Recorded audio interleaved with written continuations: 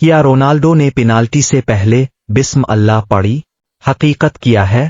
السلام علیکم دوستو، آج کی ویڈیو میں ہم ایک ایسے وائرل کلپ کے بارے میں بات کریں گے جس نے دنیا بھر کے فٹ بال شائقین کی توجہ اپنی طرف مبذول کر لی ہے۔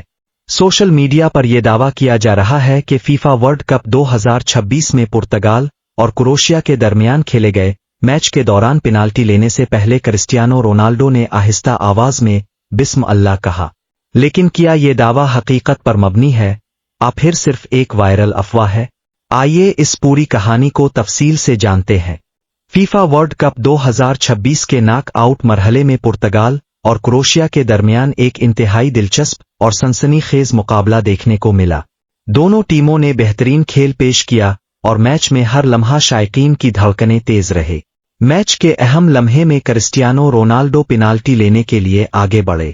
جیسے ہی کیمرہ ان کے چہرے کے قریب آیا، ایسا محسوس ہوا کہ وہ اپنے ہونٹوں سے کچھ الفاظ ادا کر رہے ہیں۔ چند ہی منٹوں میں اس لمحے کی ویڈیو سوشل میڈیا پر وائرل ہو گئی۔ بہت سے صارفین نے دعویٰ کیا کہ رونالڈو نے بسم اللہ کہا تھا،